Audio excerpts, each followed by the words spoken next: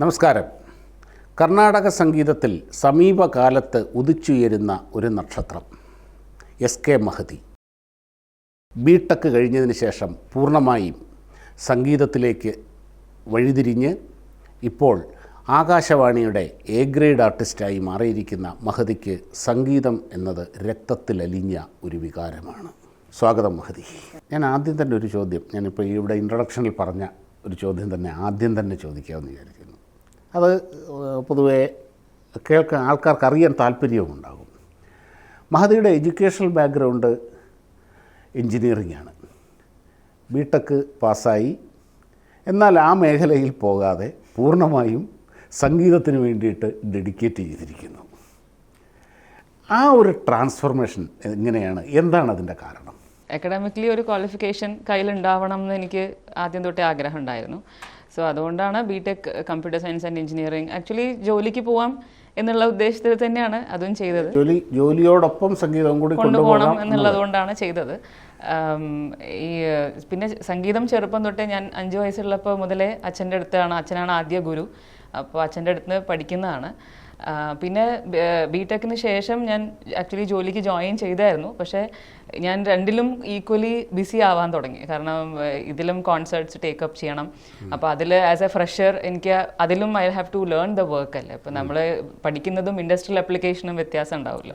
അപ്പോൾ അതിനനുസരിച്ച് നമ്മൾ അതിൽ കോൺസെൻട്രേറ്റ് ചെയ്യാൻ എനിക്ക് സമയം മാനേജ് ചെയ്യാൻ പറ്റാണ്ട്. പിന്നെ ഞാൻ ആ സമയത്ത് MA മ്യൂസിക്കിന് ഡിസ്റ്റൻസ് എഡ്യൂക്കേഷനിൽ MA ചെയ്യാൻ വേണ്ടിയിട്ട് കേരള യൂണിവേഴ്സിറ്റിയിൽ അപ്ലൈ ചെയ്തിട്ടുണ്ടായിരുന്നു. സോ 2 months കൂടുമ്പം 2-3 days അല്ലെങ്കിൽ 4-5 days എനിക്ക് കോൺട്രാക്ട് ക്ലാസ്സസിന് പോകേണ്ടി വരും. അപ്പോൾ ആ സമയത്തൊക്കെ വർക്കിംഗ് ഡേയ്സ് ലീവ്, അത്രയധികം ലീവ്സും കാര്യങ്ങളും എനിക്ക് അതിലും ഇതിലും കൂടെ ഒരുമിച്ച് ടൈം മാനേജ്മെൻറ്റ് പറ്റിയില്ല. അപ്പം അതുകൊണ്ട് ഇതിൻ്റെ മ്യൂസിക്കിൻ്റെ അകത്ത് കൂടെ ഫോക്കസ് ചെയ്യാം. നമ്മൾ പഠിച്ച എഡ്യൂക്കേഷൻ ആ ഒരു ജോലി എങ്ങനെയുള്ളത് മാറ്റിവെക്കാം എന്നുള്ള ആ ഒരു ഡിസിഷൻ ടഫായിരുന്നു. Very tough decision. അതായത് ഒരെണ്ണം ഒഴിവാക്കുക എന്നുള്ളതല്ല, 2 അക്കാഡമിക് ക്വാളിഫിക്കേഷൻസ്, 2 കാര്യങ്ങൾ ഒരുമിച്ച് പഠിക്കുന്ന പോലെ അല്ല 2 പ്രൊഫഷൻ ഒരുമിച്ച് ചെയ്യുന്നത്. അപ്പം അതുകൊണ്ട് ആ ഒരു കൺസ്ട്രെയിൻറ്റ് ഉണ്ടായിരുന്നത് കൊണ്ട് പിന്നെ മ്യൂസിക് വിട്ടിട്ട് എനിക്ക് അപ്പോഴും കച്ചേരിക്ക് പോകാറുണ്ടായിരുന്നു, റെക്കോർഡിങ്സിന് പോകാറുണ്ടായിരുന്നു. അങ്ങനെയൊക്കെ ഉണ്ടായിരുന്നത് കൊണ്ട് ഞാനത് മാറ്റി വെച്ചതാണ്. അറ്റ്ലീസ്റ്റ് MA കഴിയുന്നവരെങ്കിലും ഇത് മാറ്റിയിട്ട് ഈ മ്യൂസിക് കണ്ടിന്യൂ ചെയ്യാമെന്ന് വിചാരിച്ചു. പിന്നെ MA കഴിഞ്ഞ ഒരു കുറച്ച് കാലം കഴിഞ്ഞപ്പോഴേക്കും ഞാൻ 1 വർഷം ഗസ്റ്റ് ലെക്ചറായിട്ട് ചെമ്പൈ മ്യൂസിക് കോളേജിൽ വർക്ക് ചെയ്തിട്ടുണ്ടായിരുന്നു. സോ അങ്ങനെ ഇത് ആ ഒരു ഡിസിഷൻ 100% ശരിയായിരുന്നു എന്ന് തന്നെ ഇപ്പൊ തോന്നുന്നുണ്ട്. Very good. മഹതിയുടെ ഒരു ആ ഫാമിലി ബാക്ക്ഗ്രൗണ്ട് ഒന്ന് പറയുമോ? ഞങ്ങൾ ബേസിക്കലി തെലുഗു ഫാമിലിയാണ്. Basically from Visakhapatnam in Andhra Pradesh. Both അച്ഛനും അമ്മയും അങ്ങനെ തന്നെയാണ്. എൻ്റെ അച്ഛൻ്റെ അച്ഛൻ കൊച്ചിൻ ഷിപ്പ്യാർഡിൽ നിന്ന് ജനറൽ മാനേജറായിട്ടാണ് റിട്ടയർ ചെയ്തത്. സോ ലാസ്റ്റ് ഒരു 2 ജനറേഷൻ മുമ്പ് കേരളത്തിൽ വന്ന്. അതെ. എനിക്ക് തോന്നുന്നു, എൻ്റെ ഓർമ്മ ശരിയാണെങ്കിൽ അച്ഛൻ പറഞ്ഞത് 1975 എമർജൻസിയുടെ ഒക്കെ ആ സമയത്താണ് എൻ്റെ അച്ഛൻ്റെ ഫാമിലി കേരളത്തിലോട്ട് വരുന്നത്. അപ്പോൾ ആ സമയത്ത് എൻ്റെ മുത്തശ്ശൻ വർക്ക് ചെയ്തിരുന്ന മിക്കപ്പോഴും ഈ ഷിപ്പ്യാർഡ്സിലാണ്. വിശാഖപട്ടണത്തെ ഒരു ഷിപ്പ്യാർഡ്, കൊൽക്കത്തയിലൊരു അങ്ങനെയൊക്കെ വർക്ക് ചെയ്ത് ഡ്യൂറിങ് ലാസ്റ്റ് കുറച്ച് വർഷങ്ങൾ അദ്ദേഹത്തിൻ്റെ സർവീസിലുള്ളത് കൊച്ചിൻ ഷിപ്പ്യാർഡിലായിരുന്നു കംപ്ലീറ്റ് ചെയ്തത്. അപ്പോൾ അതുകൊണ്ട് എൻ്റെ അച്ഛൻ്റെ ബ്രദേഴ്സ് സിസ്റ്റേഴ്സ്, എൻ്റെ അങ്കിൾസ് ആണ്, അവർക്കൊക്കെ മലയാളം നന്നായിട്ട് അറിയാം. ബിക്കോസ് അവരുടെ ഹൈസ്കൂൾ കോളേജ് വിദ്യാഭ്യാസമൊക്കെ കേരളത്തിലായിരുന്നു. പിന്നെ എൻ്റെ അച്ഛൻ RLVയിൽ ആണ് പഠിച്ചത്. മഹാരാജാസ് കോളേജിൽ ഫിസിക്സ് BSc ഫിസിക്സ് കഴിഞ്ഞാണ്. അത് കഴിഞ്ഞിട്ടാണ് മ്യൂസിക്കിലേക്ക്. അതായത് മഹതി ശരിക്കും ആ പാരമ്പര്യം പിന്തുടരുകയാണല്ലേ. അതായത് അച്ഛൻ BSc ഫിസിക്സ് കഴിഞ്ഞ് മ്യൂസിക്കിലേക്ക് പോയി, അതേപോലെ തന്നെ. അല്ല, എൻ്റെ അച്ഛൻ എന്നോട് ആദ്യമേ പറഞ്ഞാണ്, പാടാതിരിക്കാനൊന്നും നിന്നെ കൊണ്ട് പറ്റില്ല, ഇത് ചെയ്യൂ എന്ന് പറഞ്ഞാണ്. പക്ഷെ എനിക്കൊരു അക്കാഡമിക് ക്വാളിഫിക്കേഷൻ കയ്യിൽ വേണമെന്നുണ്ടായിരുന്നു. അപ്പോൾ അതുകൊണ്ട് ഞാൻ പ്രൊസീഡ് ചെയ്തതാണ്. അപ്പോൾ അത് കഴിഞ്ഞിട്ട് പിന്നെ അച്ഛൻ അന്ന് BA MA മ്യൂസിക് ഇല്ല, ഗാനഭൂഷണം ഗാനപ്രവീണ എന്നായിരുന്നു. സോ ഗാനഭൂഷണം കഴിഞ്ഞിട്ട് പിന്നെ അച്ഛന് കേന്ദ്ര വിദ്യാലയ മ്യൂസിക് ടീച്ചറായിട്ട് ജോലി കിട്ടി. ഫസ്റ്റ് പോസ്റ്റിംഗ് കാലിക്കറ്റിലായിരുന്നു. അപ്പം അങ്ങനെ ഇവിടെ വീട് വെച്ച് ഇവിടെ സെറ്റിൽ. അപ്പോൾ എൻ്റെ അപ്ബ്രിങ്ങിങ് ഒക്കെ കേരളം തന്നെയായിരുന്നു. ഞാൻ വീട്ടിൽ സംസാരിക്കുന്ന തെലുഗുവാണ്, പക്ഷേ ഫ്രണ്ട്സും മ്യൂസിക് സർക്കിളും. മഹതിയുടെ ആ ഒരു ഇതിൻ്റെ അകത്ത് സംസാരത്തിൻ്റെ അകത്ത് ഒരിക്കലും ഒരു നോൺ മലയാളി എന്നുള്ള ഫീൽ ചെയ്യില്ല. അപ്ബ്രിങ്ങിങ് ഒക്കെ ഇവിടെ ആയിരുന്നല്ലോ. ഓക്കെ. അതുകൊണ്ട് കർണാടക സംഗീതത്തിന് ശാസ്ത്രീയ സംഗീതം എന്നാണ് ഇവിടെ നമ്മൾ അറിയപ്പെടുന്നതും. എന്താണ് അതിൻ്റെ ആ വാക്കിൻ്റെ ആ ഒരു മീനിങ് എന്താണ്? ശാസ്ത്രീയമായിട്ട് നമ്മൾ എന്ത് കാര്യം ചെയ്താലും പ്രിസ്ക്രൈബ്ഡ് ആയിട്ടുള്ള ചില റൂൾസ് ആൻഡ് റെഗുലേഷൻസിനെ ആധാരമാക്കിയിട്ടാണ് നമ്മൾ ബാക്കിയെല്ലാം ചെയ്തത്. What ever you create or innovate, it's all based on ആ ഒരു റൂൾസ് ആൻഡ് റെഗുലേഷൻസ് ഫോളോ ചെയ്തുകൊണ്ട്. അപ്പോൾ അങ്ങനെ നോക്കുമ്പോൾ അത് ശാസ്ത്രീയമാണ്. അതിൻ്റെ അകത്ത് സയൻസ് ഉണ്ടോ എന്ന് ചോദിച്ചാൽ സയൻസ് ഒരുപാടുണ്ട്. കാരണം നമുക്ക് 7 സ്വരസ്ഥാനങ്ങളും 7 സ്വരങ്ങളും 12 സ്വരസ്ഥാനങ്ങളൊക്കെ, ഇതിനൊക്കെ ഓരോ ഫ്രീക്വൻസീസ് ഉണ്ട്. അങ്ങനെയൊക്കെ നോക്കുമ്പോൾ അതിൽ സയൻസ് ഉണ്ട്. അതേ ഇപ്പം നമ്മൾ സ്ട്രിങ് ഇൻസ്ട്രുമെന്റ്സ് വീണയൊക്കെ വായിക്കുകയാണെങ്കിൽ നമ്മൾ പ്ലെയിൻ ആയിട്ടൊരു സ്ട്രിങ് മീട്ടി കഴിഞ്ഞാൽ കേൾക്കുന്ന ഫ്രീക്വൻസി വേറെയാണ്. നമ്മൾ ഫ്രെറ്റിന്റെ മുകളിൽ മെട്ടിന്റെ മുകളിൽ കൈവച്ച് കഴിഞ്ഞാൽ ഈ സ്ട്രിങ്ങിന്റെ ലെങ്ത് കുറയുകയാണ്, അപ്പോൾ ഫ്രീക്വൻസി കൂടുകയാണ്. ലെങ്ത് കുറയും, അതിന്റെ ടെൻസൈൽ സ്ട്രെങ്ത് കൂടും, ആ വ്യത്യാസം വരും. പിന്നെ ഈ സ്ട്രിങ് ഇൻസ്ട്രുമെന്റ്സ് ഒക്കെ ട്യൂൺ ചെയ്യുന്ന മെയിൽ ശ്രുതിക്കും ഫീമെയിൽ ശ്രുതിക്കൊക്കെ ട്യൂൺ ചെയ്യുമ്പോൾ സ്ട്രിങ് വേറെയാണ്, സ്ട്രിങ്സ് യൂസ് ചെയ്യുന്ന അതിന്റെ തിക്നെസ്സും കാര്യങ്ങളൊക്കെ. അങ്ങനെയൊക്കെ നോക്കുമ്പം എല്ലാത്തിലും എവിടെയെങ്കിലൊക്കെ നമുക്കൊരു സയൻസ് ആയിട്ട് ബേസിക്കലി തന്നെ വളരെ അതിന്റെ സൂക്ഷ്മമായ തന്നെ വിശകലനം ചെയ്താൽ അതിൻ്റെ അകത്ത് പ്യുവർ സയൻസ് തന്നെ ഉണ്ട്. പിന്നെ ഈ പറഞ്ഞ പോലെ കറക്റ്റ് ഒരു കൃത്യമായ റൂൾസ് ആൻഡ് റെഗുലേഷൻസ് ഫോളോ ചെയ്യുന്നു.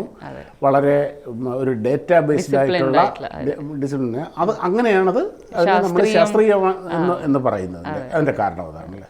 അപ്പോൾ കറക്റ്റാണത്. അതാണ് നമ്മൾ രാഗങ്ങളൊക്കെ പാടുമ്പോഴാണെങ്കിലും അതിന് പ്രിസ്ക്രൈബ്ഡ് ആയിട്ടുള്ള ആരോഹണം അവരോഹണം അങ്ങനത്തെ ഫ്രേസസ് അങ്ങനത്തെ കാര്യങ്ങളൊക്കെ വരുമ്പോൾ ഇന്ന രാഗത്തിൽ ഇങ്ങനത്തെ പ്രയോഗങ്ങളെ വരാൻ പാടുള്ളൂ എന്നുണ്ടെങ്കിൽ അങ്ങനെ വരാൻ പാടുള്ളൂ.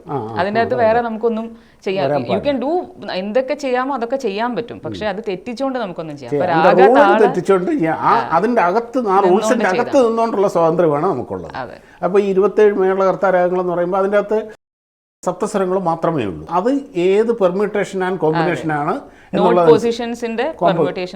കോമ്പിനേഷനാണ്.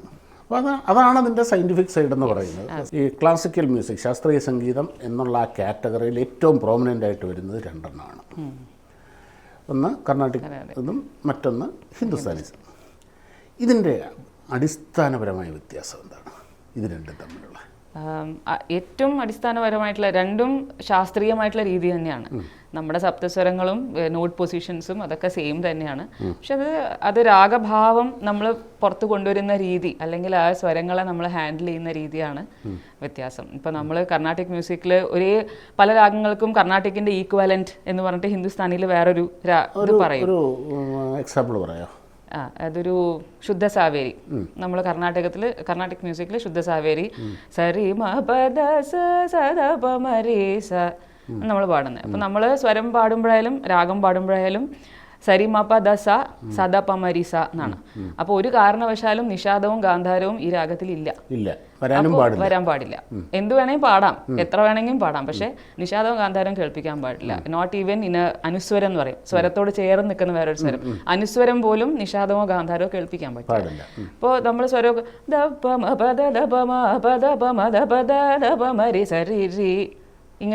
ഇങ്ങനെ നമുക്ക് ചെയ്യാൻ പറ്റുള്ളൂ. അതേസമയം ഇതിന്റെ ഈക്വലന്റ് എങ്ങനെ വേണമെങ്കിൽ ആകാം, പക്ഷെ നിഷാദവും ഗാന്ധാരം ഒഴിക്കാം, ബാക്കി എങ്ങനെ വേണമെങ്കിൽ അതിനകത്ത് നമുക്ക് ചെയ്യാം. പക്ഷെ ഈ ദുർഗ എന്ന് പറയുന്ന രാഗമാണ് ശുദ്ധ സാവേരിയുടെ ഈക്വലന്റ് ആയിട്ടുള്ള ഹിന്ദുസ്ഥാനിലുള്ള രാഗം. അപ്പൊ അതില് സരിമാപ ദസാൻ തന്നെയാണ്. പക്ഷെ അവർ പാടുമ്പോ സരി സദാ പ മരി ദ സദാ പ സനിദാ പ മഗരി എന്നാ കേൾക്കുന്നത്. പറയുന്നത് സദാ പം എന്നാണ്. അത് that's not a technical mistake from their side. Because അവർ ആ രാഗഭാവം ഉൾക്കൊണ്ടിട്ട് രാഗത്തെ മനസ്സിലാക്കിയിട്ടാണ് അവരിത് ചെയ്യുന്നത്. നമുക്കത് കൂടുതൽ നോട്ട്സും കൂടി നോക്കണം. നമുക്ക് രാഗഭാവം മാത്രമല്ലാതെ അതിലില്ലാത്ത നോട്ടുകൾ നമുക്ക് പാടാൻ നിവർത്തിയില്ല. അപ്പം കാരണം നമുക്കത് വേറെ രാഗമാണ്. സരി മ പദ സനിദാ പ മഗരി സ എന്നുള്ളത് ആരഭി എന്നുള്ള രാഗമാണ്. അപ്പോൾ നമുക്കതിൽ കുറച്ചുകൂടെ എനിക്ക് തോന്നുന്നു ടെക്നിക്കൽ ഡിസിപ്ലിൻ എന്ന് വേണമെങ്കിൽ പറയാം അതിനെ. അതിൽ ഡിസിപ്ലിൻ വേണ്ടെന്നല്ല, അതിന്റെ ഡിസിപ്ലിൻ വേറെ രീതിയിലാണ്, ഇത് വേറെ രീതിയിലാണ്. അപ്പോൾ ആ ഒരു ഡിഫറൻസ് ഉണ്ടാവും. പിന്നെ തീംസ്, അതായത് നമ്മുടെ കർണാടക സംഗീതം കൂടുതലും ഭക്തി ഓറിയന്റഡ് ആണ്. കോണ്ടെക്സ്റ്റ് വിൽ ഓൾവേസ് ബി ഭക്തി. അതായത് ഇപ്പോൾ നമ്മൾ പദം ജാവളി അങ്ങനെയൊക്കെ കച്ചേരികൾക്കൊക്കെ പാടാറുണ്ട്. ഇപ്പോൾ അളിവേണി എന്തു ചെയ്യൂ, ഇതൊക്കെ പദങ്ങളാണ്. അപ്പോൾ ഹന്ത ഞാനിനി മാനിനി നളിനമിഴി ശ്രീ പത്മനാഭൻ വന്നില്ലല്ലോ എന്നാണ്. അപ്പോൾ അത് സ്വാതി തിരുനാളിന്റെ പദമാണ്. അപ്പോൾ അതിൻ്റെ അകത്ത് എന്താണ്, നമ്മൾ ശൃംഗാര ഭക്തിയാണ്, റൊമാൻസ് ഉണ്ട്, പക്ഷേ കോണ്ടെക്സ്റ്റ് ഈസ് ഓൾവേസ് ഭക്തി. പക്ഷേ മറ്റതിൽ രണ്ടും വരാം. ഇപ്പോൾ മീര ഭജൻസോ അല്ലെങ്കിൽ അഭംഗ്സോ ഒക്കെ ആണെങ്കിൽ അതിൻ്റെ അകത്ത് മൊത്തം ഭക്തി ഫിലോസോഫിക്കൽ കണ്ടന്റ് ആണ്. But at the same time human relations, nature related ആയിട്ടുള്ള തീമാറ്റിക് അങ്ങനത്തെ തീംസും അതിൻ്റെ അകത്ത് കാണാറുണ്ട്. ഇത് രണ്ടും ഒരേപോലെ പ്രാധാന്യമുണ്ട്. ഇവിടെ കർണാടക സംഗീതത്തിൽ ഭക്തിക്കാണ് ഏറ്റവും കൂടുതൽ കൃതി, തീമാറ്റിക് ആണ്. ഇക്വലന്റ് ആയിട്ട് തന്നെ അവിടെയും രാഗങ്ങളുണ്ടെന്ന് പറഞ്ഞല്ലോ. അപ്പോൾ ഇവിടെ ഉള്ളൊരു കൃതി ആ ഹിന്ദുസ്ഥാനി രാഗത്തിൽ ചിട്ടപ്പെടുത്താൻ കഴിയുമോ? അതിന് സാധ്യതയുണ്ടോ? ചിട്ടപ്പെടുത്താൻ അങ്ങനെ ചെയ്തിട്ടുണ്ടോ ആരെങ്കിലും? അങ്ങനെ ആരും ചെയ്തതായിട്ട് എനിക്ക് തോന്നുന്നില്ല. ഇല്ല, എൻ്റെ അറിവിലില്ല.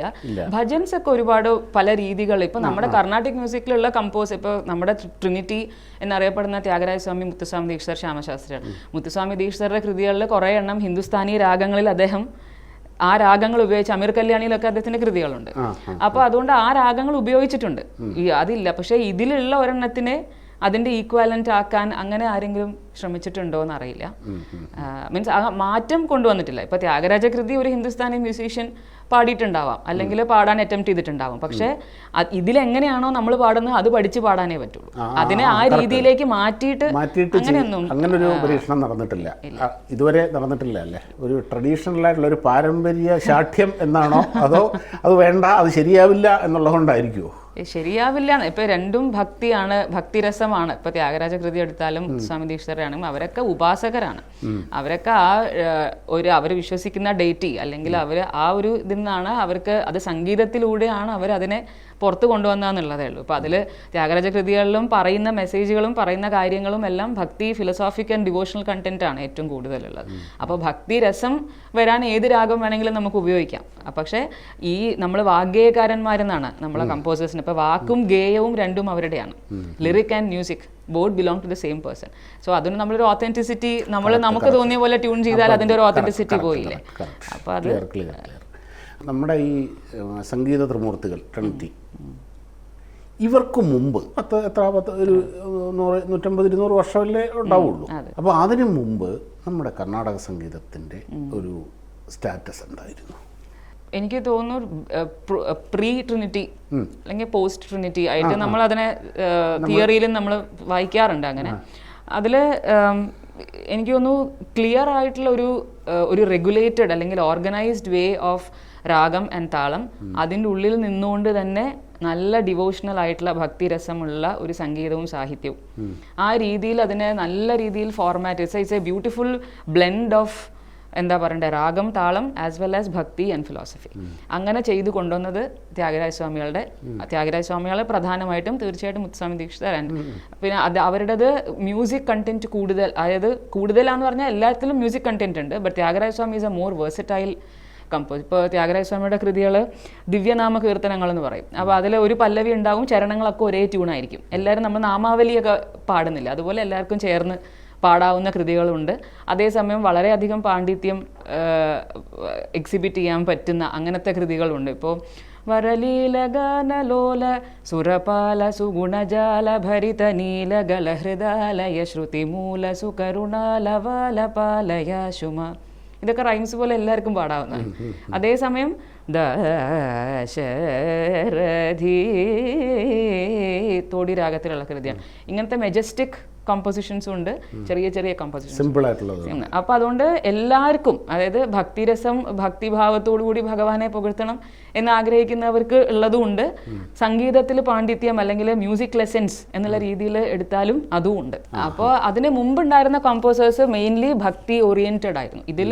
ഇതും ഭക്തി ഓറിയന്റഡ് ആണ്. പക്ഷെ രാഗതാളങ്ങൾക്ക് ഇത്രയും നിർദ്ദിഷ്ടമായിട്ടുള്ള ഒരു രീതി, ഫോർമാറ്റിംഗ്, ഞാൻ ചില സ്ഥലത്ത് വായിച്ചിട്ടുള്ളത് കൃതി എന്ന് പറയുന്ന ഒരു ഫോർമാറ്റ്, അതായത് പല്ലവി, അനുപല്ലവി, ചരണം എന്നുള്ളൊരു ഫോർമാറ്റ് കൊണ്ടുവന്നത് ത്യാഗരാജ സ്വാമിയാണ് എന്നുള്ള രീതി. അതുപോലെ സംഗതികൾ പാടുന്ന രീതി, ഒരു സംഗതി പിന്നെ അതിൻ്റെ അടുത്ത സംഗതി നമ്മൾ പാടുക. അപ്പോൾ അത് രാഗം വൈസ് ആണെങ്കിലും ഭാവം വൈസ് ആണെങ്കിലും നമ്മൾ അതിനെ എലിവേറ്റ് ചെയ്ത്, ഇപ്പം മോഹന രാമ പ്ലേ ഫസ്റ്റ് സംഗതി മോഹന രാമ, അടുത്ത സംഗതി മോഹന രാമ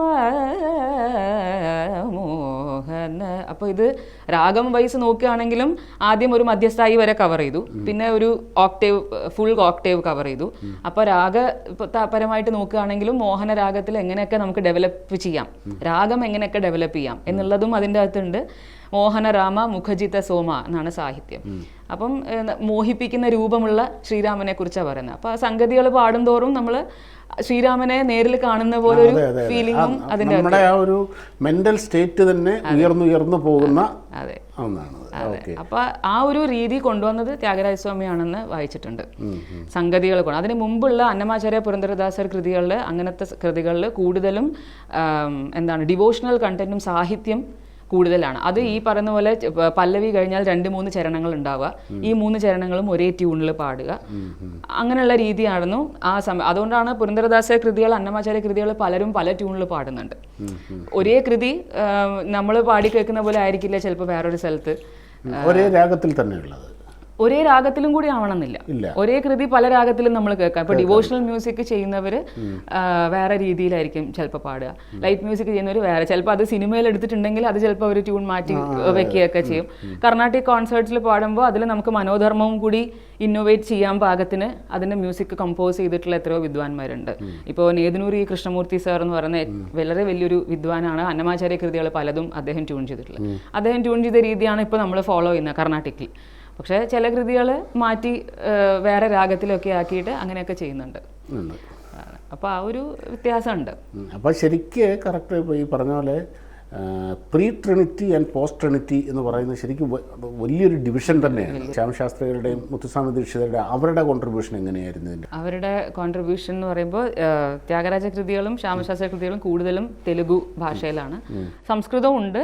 ത്യാഗരാജ സ്വാമികൾ എന്ന് പറഞ്ഞാൽ അദ്ദേഹം ഇവർ 3 പേരും ഒരേ കാലഘട്ടത്താണ് ജീവിച്ചത്. ഏകദേശം ഒരേ സ്ഥലത്ത് തന്നെയാണ്, തിരുവയ്യാർ എന്നുള്ള സ്ഥലത്ത്, തഞ്ചാവൂർ ആ സ്ഥലത്ത് തന്നെയാണ്. അപ്പോൾ ദീക്ഷിതർ കൃതികൾ കൂടുതലും അദ്ദേഹത്തിൻ്റെ ഉപാസനയുടെ ബലവും കൂടി അതിൻ്റെ അകത്ത് നമുക്ക് സാഹിത്യം നോക്കിയാൽ മനസ്സിലാവും. അതായത് ഇപ്പോൾ മധ്യമകാല സാഹിത്യം എന്ന് പറയുന്നൊരു കോൺസെപ്റ്റ് കൊണ്ടുവന്നത് മുത്തുസ്വാമി ദീക്ഷിതരാണ്. അതായത് സാഹിത്യം നമ്മളിപ്പോൾ ഒരു സ്പീഡിൽ പാടുകയാണെങ്കിൽ ആ സാഹിത്യം അതിൻ്റെ ഡബിൾ സ്പീഡിലായിരിക്കും ഉണ്ടാവുക. ഇപ്പോൾ ഏത് കൃതി എടുത്താലും അതിനകത്ത് നമുക്കൊരു മധ്യമകാലം കാണാൻ സാധിക്കും. സ്വാമിനാഥ പരിപാലയ ശുമാം എടുത്താലും കാണപ്പം സ്വാമിനാഥ പരിപാലയ ശുമാം, സ്വാമിനാഥ ഈ സ്പീഡിലാണ് പാടുന്നത്. അതിൻ്റെ മധ്യമകാല സാഹിത്യം കാമിതാർദ്ധ വിതരണ നിപുണ ചരണ കാവ്യ നാടകാലങ്കാര ഭരണ ഭൂമി ജലഗ്നി വായു ഗഗന കിരണ ബോധരൂപ നിത്യാനന്ദകരണ. ഇത് മധ്യമകാല സാഹിത്യമാണ്. മറ്റത് സാധാരണ പോലെയുള്ള ലെജിബിളായിട്ട് കേൾക്കുക. ഇതിൽ കുറച്ച് സ്പീഡാണ് സാഹിത്യം, താളവും പ്ലേസിംഗ് ഒക്കെ മീൻസ് താളത്തിൻ്റെ മെഷറൊക്കെ അത് തന്നെയാണ്. പക്ഷേ മധ്യമകാല സാഹിത്യം എന്ന് പറയുന്നൊരു കോൺസെപ്റ്റ് കൊണ്ടുവന്നത് മുത്തുസ്വാമി ദീക്ഷിതരാണ്. അപ്പോൾ അങ്ങനത്തെ കോൺട്രിബ്യൂഷൻസ്. അതുപോലെ ശ്യാമശാസ്ത്രികളുടെ മ്യൂസിക് പാർട്ട് ഉണ്ടല്ലോ, അദ്ദേഹം സാഹിത്യം ദേവി ഉപാസകനാണ് അദ്ദേഹം. അപ്പോൾ സ്വരജതി, അതായത് നമ്മൾ സാധാരണ സ്വരജതി എന്ന് നമ്മൾ പറയുന്നത് മ്യൂസിക്കിൻ്റെ ബേസിക് ലെസൺസിൽ പഠിക്കുന്ന കാര്യങ്ങളാണ് സ്വരജതി. പക്ഷേ ശ്യാമശാസ്ത്രികളുടെ സ്വരജതി വളരെ മെജസ്റ്റിക് ആയിട്ടുള്ള, നമ്മൾ ഒരു വളരെ വലിയൊരു മെയിൻ ആയിട്ടുള്ള ഒരു കൃതി പാടുന്ന അത്രയും മെജസ്റ്റിക് ആയിട്ടുള്ള 3 സ്വരജതികളുണ്ട് അദ്ദേഹം കമ്പോസിന്. അത് സ്വരജതി ആണെന്ന് പറഞ്ഞിട്ട് കാര്യമില്ല, അത് പാടാൻ അത്രയധികം നല്ലൊരു ഒരു ആർട്ടിനെ നല്ല രീതിയിൽ മാസ്റ്റർ ചെയ്താൽ മാത്രമേ അത് പാടി ഫലിപ്പിക്കാൻ സാധിക്കുള്ളൂ. ആ രീതിയിലുള്ള സ്വരജതികളാണ്. അപ്പോൾ അദ്ദേഹത്തിൻ്റെ സാഹിത്യം കൂടാതെ മ്യൂസിക് കണ്ടന്റ് ഉണ്ടല്ലോ, അത് വളരെ കൂടുതൽ ഡെപ്ത് കൂടുതലാണ് സംഗീതത്തിന്. അപ്പോൾ രാവേ ഹിമഗിരി കുമാരി കഞ്ചി കാമാക്ഷി അംബരവേ,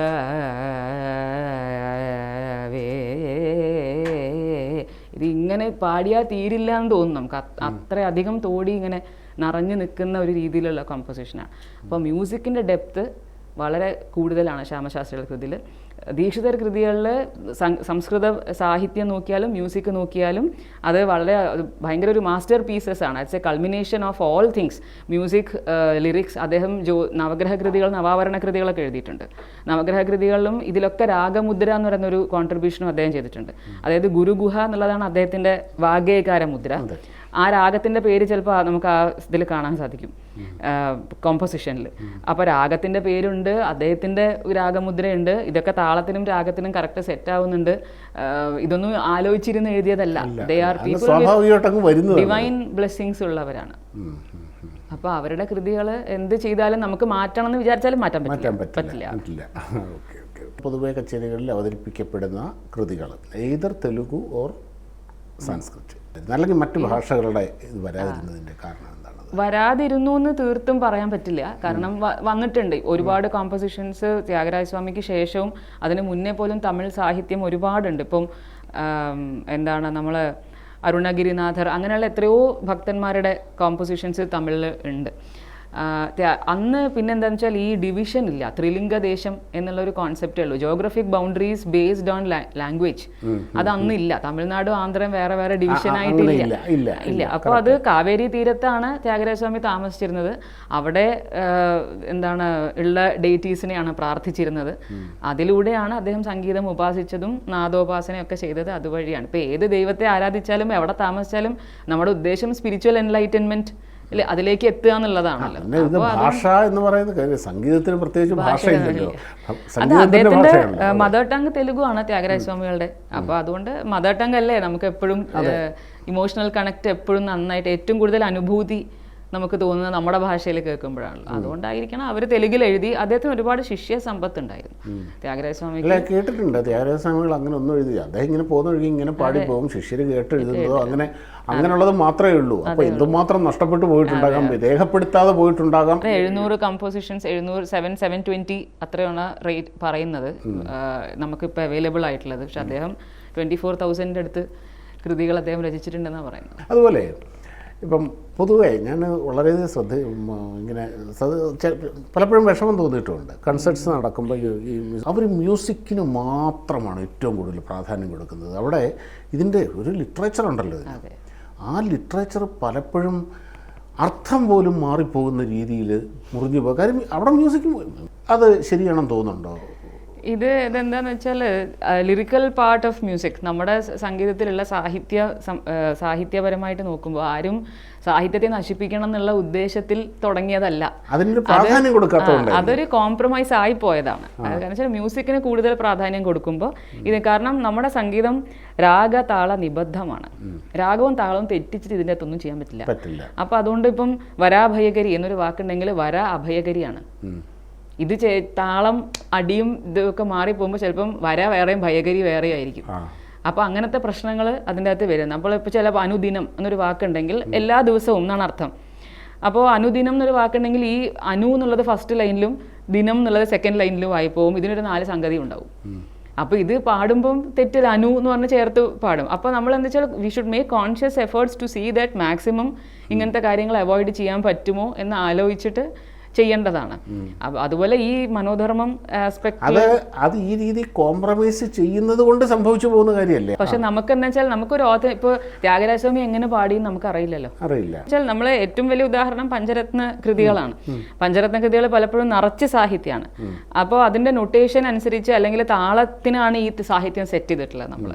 അപ്പോൾ എന്ന് വെച്ചാൽ ഇപ്പോൾ ജഗദാനന്ദ കാരക എന്നുള്ള പഞ്ചരത്നം, നാട്ടയിലുള്ള പഞ്ചരത്നം, അതിൻ്റെ സാഹിത്യമൊക്കെ ഒരു ചരണത്തിൽ ഓംകാര പഞ്ചര കീരപുര ഹര സരോജ ഭവ കേശവാദി രൂപ വാസവ റിപു ജനകാന്തക കലാധര ഗൃണാകര ശരണാഗത ജനപാലന സുമനോരമണ നിർവികാര നിഗമസാരതര എന്നാണ് സാഹിത്യം.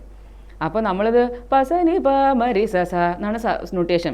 തക്കകലാധര കല എന്ന് വരും. ഞാൻ പലപ്പോൾ ഇത് എന്താണ് ഈ തക്കകല എന്ന് ഞാൻ കുറേ ആലോചിച്ചിട്ടുണ്ട്. ഇത് ഏത് ഭാഷയാണ്? കാരണം ഒരു ബന്ധമില്ലാതെ പിന്നെ നോക്കുമ്പോഴാണ് വാസവരിപ്പു ജനകാന്തക ആണ്, പിന്നെ കലാധര ആണ്. പക്ഷെ നൊട്ടേഷൻ അങ്ങനെയല്ല. പസനി പ സോ മ്യൂസിക്കിൽ സ്പ്ലിറ്റ് ചെയ്യുന്ന പോലെയല്ല സാഹിത്യത്തിൽ സ്പ്ലിറ്റ് ചെയ്യും. അപ്പോൾ മ്യൂസിക്കലി നന്നായിട്ട് നമ്മൾ സ്പ്ലിറ്റ് ചെയ്താൽ സാഹിത്യം ചിലപ്പം ഫ്ലോപ്പ് ആയി പോകും. അപ്പോൾ ഈ വരാളി പഞ്ചരത്നത്തിലുണ്ട്. ഇപ്പം മരിയു നാരദ പരാശര ശുകശൗനക അങ്ങനെയാണ് സാഹിത്യം. അപ്പോൾ മരിയു നാരദ പരാശര ശുകശൗനക പുരന്ദര എന്നാണ് പാടേണ്ടത്. പക്ഷെ നമ്മൾ കുറച്ച് മ്യൂസിക്കിന് കൂടുതൽ സ്ട്രെസ് കൊടുത്ത് സ്പ്ലിറ്റ് ചെയ്ത് കഴിഞ്ഞാൽ മ പ മ ഗ ദ പ മ ഗ നീ ദ പ മ ഗ ആണ്. അതൊരു നല്ല മ്യൂസിക്കൽ ഫ്രേസ് ആണ്.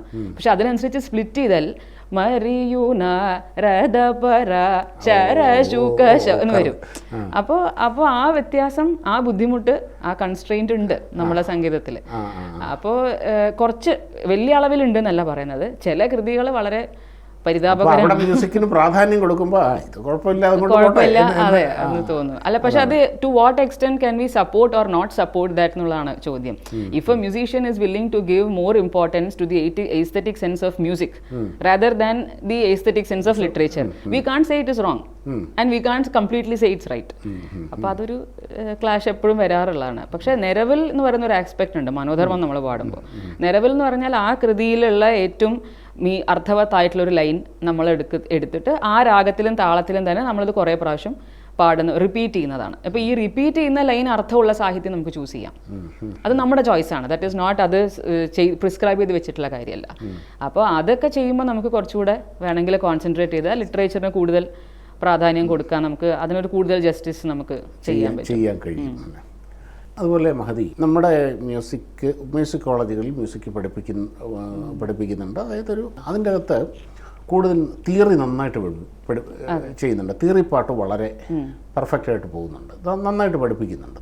അപ്പോൾ ഒരു മ്യൂസീഷ്യനാകാൻ, ഒരു സംഗീതജ്ഞന് ഈ തിയറിയിൽ പരിജ്ഞാനം നേടേണ്ടത് അത്യാവശ്യമാണ് എന്ന് തോന്നിയിട്ടുണ്ടോ? ആ തിയറി പാട്ടിൻ്റെ ഇമ്പോർട്ടൻസ് എത്രത്തോളം ഉണ്ട്? അതായത് തിയറി നോളജ് എന്ന് പറയുന്നത് നന്നായി പാട്ട് നന്നാക്കാനുള്ളതല്ല തിയറി. പാട്ട് നന്നാക്കുന്നത് നമ്മൾ തൊണ്ട പൊട്ടി പ്രാക്ടീസ് ചെയ്താലേ പാട്ട് നന്നാവുള്ളൂ. പക്ഷേ നമ്മുടെ സിംഗിങ് സ്കിൽസ് ഡെവലപ്പ് ചെയ്യുക എന്നുള്ളത് നമ്മുടെ മാത്രം ജോലിയാണ്. ഒരു പെർഫോമൻസ് നമ്മൾ ചെയ്യുമ്പോൾ അതിന് എങ്ങനത്തെ രാഗങ്ങൾ ചൂസ് ചെയ്യണം, എങ്ങനത്തെ കൃതികൾ ചൂസ് ചെയ്യണം, എങ്ങനെ സ്വരം പാടണം എന്നുള്ളതൊന്നും തിയറിറ്റിക് സംഭവമായിട്ട് റിലേറ്റഡ് കുറവാണ്. It's not all that completely theory അറിഞ്ഞാലേ ചെയ്യാൻ പറ്റുള്ളൂ.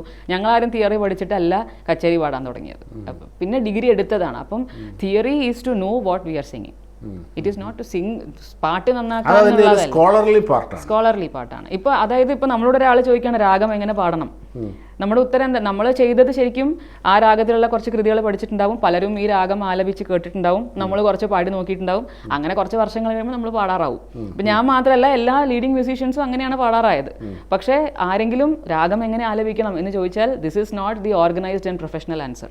അപ്പോൾ അതിൻ്റെ ആൻസർ എന്ന് പറയുന്നത് ആ രാഗത്തിൻ്റെ ലക്ഷണം, ആ രാഗത്തിലെ ഏറ്റവും ജീവസ്വരങ്ങൾ എന്ന് പറയും, അതിൽ ആ രാഗത്തിൻ്റെ ഭാവം ഏറ്റവും നന്നായിട്ട് എടുത്തു കാണിക്കുന്ന സ്വരങ്ങൾ ഏതൊക്കെയാണ്, പ്രയോഗങ്ങൾ ഏതൊക്കെയാണ് എന്നൊക്കെ പറയുന്നതാണ് റിയലി ഒരു ഡിപ്ലോമാറ്റിക് അല്ലെങ്കിൽ ഒരു organised professional way of talking about. So if you want to talk about a subject with conviction you need theory.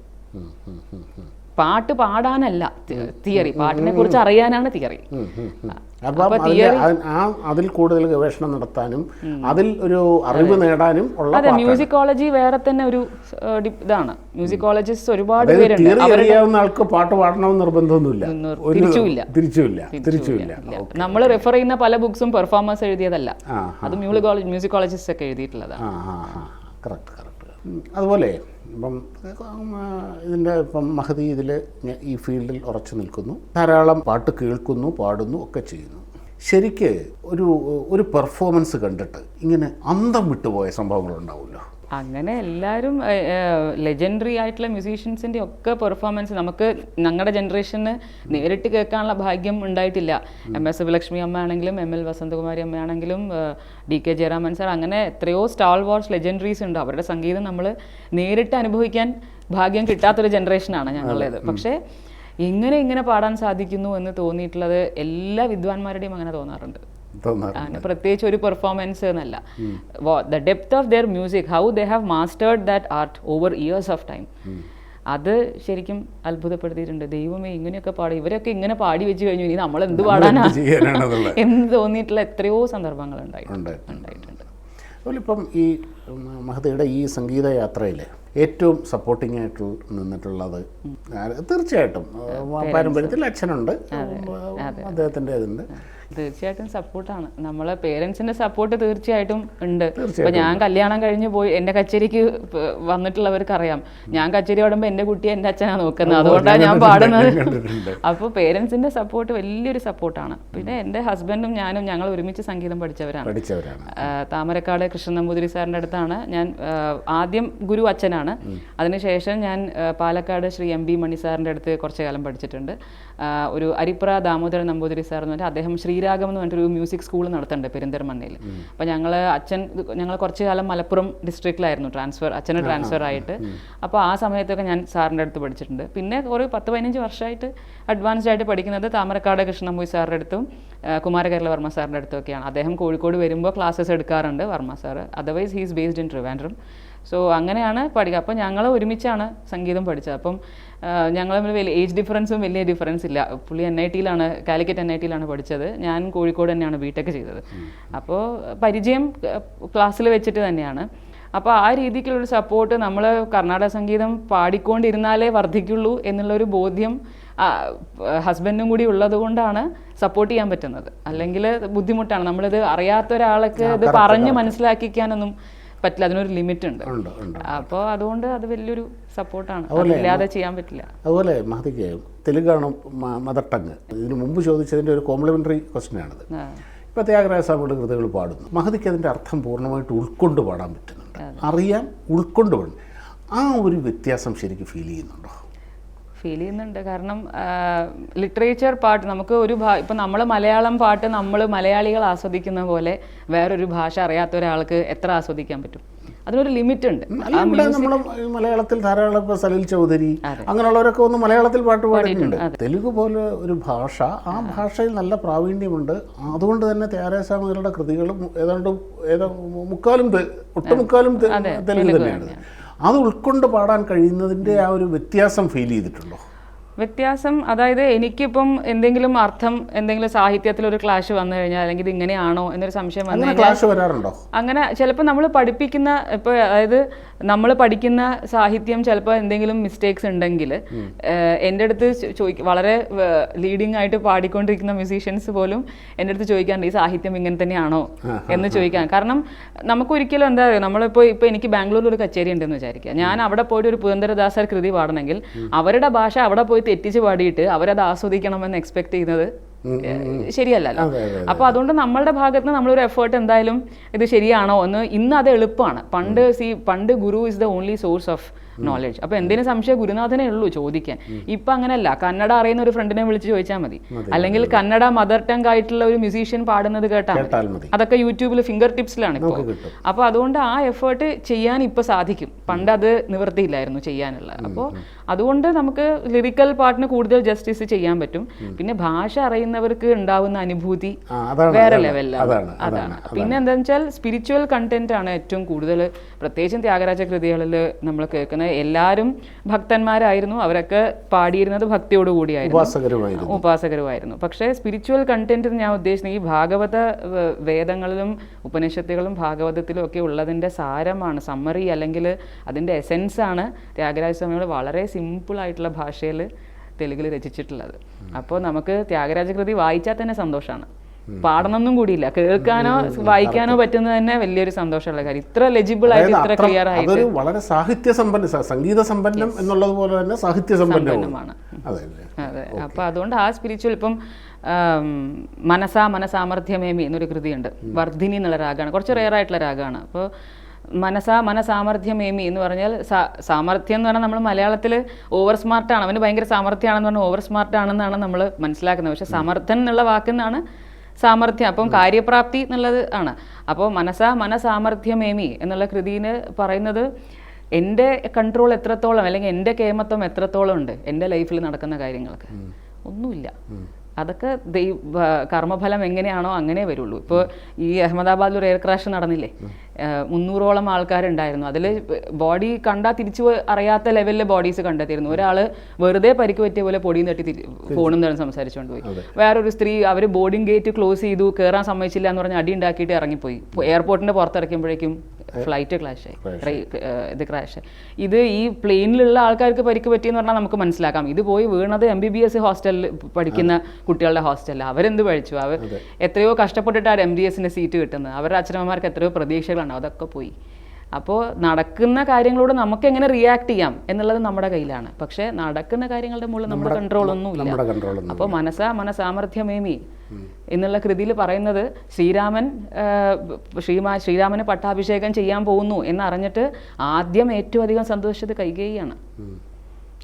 കുറച്ച് മണിക്കൂർ കൊണ്ടാണ് ഈ ട്വിസ്റ്റ് മൊത്തം ഉണ്ടായത്. അതെ. അപ്പോൾ കാരണം ശ്രീരാമൻ ജനിച്ചത് രാവണാസുരനെ വധിക്കാൻ വേണ്ടിയിട്ടാണ്. അപ്പൊ അത് നടക്കണമെങ്കിൽ ഇത് നടന്നേ പറ്റുള്ളൂ. അതെ. അപ്പോൾ അത് ഭഗവാനാണ് തീരുമാനിക്കുന്നത്. Why things happen. നമുക്ക് ഭഗവത്ഗീതയിലും ശ്രീകൃഷ്ണൻ പറയുന്ന കാര്യങ്ങൾ, ബഹൂനി മേ വ്യതീതാനി ജന്മാനി തവ അർജുന. അത് നിന്റെക്കും എനിക്കും ഒരുപാട് ജന്മങ്ങൾ കഴിഞ്ഞിട്ടുണ്ട്. പക്ഷേ I know why it is happening, you don't know why it is happening. So just do and surrender to me. അതാണ് ഭഗവത്ഗീത. അപ്പോൾ ത്യാഗരാജസ്വാമി പറയുന്നു അത് തന്നെയാണ്. ശ്രീരാമൻ്റെ കയ്യിലാണ്, ഭഗവാന്റെ കയ്യിലാണ് എല്ലാം. നമ്മൾ നിമിത്ത മാത്രമാണ്. അതുപോലെയാണ് മീ വല്ല ഗുണദോഷമേ ഒരു കൃതിയുണ്ട് കാപ്പി എന്നുള്ള രാഗത്തിൽ. മീ വല്ല ഗുണദോഷമേ മീ കൃതിയുണ്ട്. അതിൻ്റെ ഗുണദോഷങ്ങൾ നമ്മൾ ലൈഫിൽ നടക്കുന്ന ബിറ്റർ ആയിട്ടുള്ളതാണെങ്കിലും സ്വീറ്റ് ആയിട്ടുള്ള എക്സ്പീരിയൻസ് ആണെങ്കിലും അതിനൊക്കെ കാരണം ഭഗവാൻ എന്ന് പറഞ്ഞിട്ട് ഒരാൾ ഇരുന്നിട്ട് എഴുതുകയല്ല. ഇത് നമ്മൾ ചെയ്തു കൂട്ടിയതിൻ്റെ ബാക്കിയാണ് നമ്മൾ അനുഭവിക്കുന്നത്. നമ്മുടെ വിധി നമ്മൾ തന്നെ എഴുതി എന്നുള്ളത് അതാണ്. അപ്പോൾ ഇങ്ങനത്തെ ഒരുപാട് പലപ്പോഴും വായിക്കുമ്പോൾ തോന്നിയിട്ടുണ്ട് these are not just music lessons, they are life lessons through music lessons. അപ്പോൾ അത്രയും വലിയ കണ്ടന്റ് അതിൻ്റെ അകത്ത് സ്പിരിച്വൽ സൈഡ് നോക്കിയാലും അതിൻ്റെ അകത്ത് ഉണ്ട്. At the same time music ലെസൺസും ഉണ്ട്. ഇപ്പോൾ വർദ്ധിനി എന്നുള്ള രാഗം റെയർ ആയിട്ടുള്ള രാഗമാണ്. അതിൽ ത്യാഗരാജകൃതി ഈ കൃതി മാത്രമേ ഉള്ളൂ. വേറെ ആരും അങ്ങനെ വർദ്ധിനി രാഗം പ്രയോഗിച്ച് കേട്ടിട്ടില്ല. അപ്പോൾ രാഗത്തെക്കുറിച്ചും മനസ്സിലാക്കാം, ജീവിതത്തെക്കുറിച്ചും മനസ്സിലാക്കാം, സ്പിരിച്വാലിറ്റി മനസ്സിലാക്കാം. ഓക്കെ. എല്ലാത്തിൻ്റെയും കൾമിനേഷനാണ് നമ്മുടെ സംഗീതം. ഈ സംഗീത പ്രേമികൾക്കും സംഗീതത്തിൽ മുമ്പോട്ട് ഒരുപാട് പോകണം എന്ന ആഗ്രഹമുള്ള ജനറേഷൻസിനോടും ആ ചെറുപ്പക്കാരോടും മഹദിക്ക് എന്താണ് പറയാനുള്ളത്? എനിക്ക് തോന്നുന്നില്ല ഞാൻ അഡ്വൈസ് പറയാനുള്ള ഒരു ലെവലിലാണ് എന്നുള്ളത്. പക്ഷേ അഡ്വൈസ് അല്ല, ഇറ്റ്സ് ഓൺലി ഒരു ടിപ്പായിട്ട് എടുത്താൽ മതി. മ്യൂസിക്കിനും ലിറിക്സിനും ഒരേ പ്രാധാന്യം കൊടുക്കുമ്പോഴാണ് ഒരു വോക്കലിസ്റ്റിന് ഏറ്റവും, എനിക്ക് തോന്നുന്നു only vocalist can do that. ഞാൻ പറയുന്നത് ഇപ്പോൾ ഇൻസ്ട്രുമെൻ്റ് എത്ര നന്നായി വായിച്ചാലും നമുക്കത് ആസ്വദിക്കാൻ പറ്റും. പക്ഷെ അവർക്ക് പ്രൊനൗൺസ് ചെയ്യാൻ പറ്റില്ല, ഉച്ചരിക്കാൻ സാധിക്കില്ലല്ലോ. നമുക്ക് ഇഷ്ടമുള്ളൊരു ഇപ്പോൾ ഗരി സനി പരി സരി സനി സരി എന്ന നൊട്ടേഷൻ വായിക്കാം. അവർക്ക് ഭക്തിയും ഉണ്ടായി എന്നിരിക്കാം വയലിൻ വായിക്കുന്നവർക്ക്. പക്ഷേ അവർക്ക് വാതാപിന്ന് കേൾപ്പിക്കാൻ അതിനകത്ത് പറ്റില്ലല്ലോ. അത് ഉച്ചരിക്കാൻ നമുക്കല്ലേ പറ്റുള്ളൂ. അപ്പോൾ ഉച്ചരിക്കുന്നവർ അത് കറക്റ്റായിട്ട് ചെയ്താൽ കുറച്ചുകൂടെ നമുക്ക് ഈ പറയുന്ന കുറച്ചുകൂടെ ജസ്റ്റിസ് നമുക്ക് ആ കമ്പോസറിനോടും ആ സാഹിത്യത്തോടും ഒക്കെ ചെയ്യാൻ പറ്റും. അതെ. അപ്പോൾ അത് കൂടുതൽ ശ്രദ്ധിക്കുക. അതെ, രണ്ടിനും ഒരേ പ്രാധാന്യം കൊടുക്കാൻ ശ്രദ്ധിക്കുക. സംഗീതത്തിൻ്റെ വഴിയിൽ ഇനിയും ഒരുപാട് നേട്ടങ്ങൾ സ്വന്തമാക്കാൻ, അങ്ങനെ നമ്മുടെ വരും തലമുറയ്ക്ക് വലിയൊരു മാതൃകയാകാനും മഹദിക്ക് കഴിയട്ടെ എന്ന് ആശംസിക്കുന്നു. ഇത്രയും നേരം നമ്മോടൊപ്പം ചെലവഴിച്ച മഹദിക്ക് നമുക്ക് നന്ദി പറയാം. നമസ്കാരം.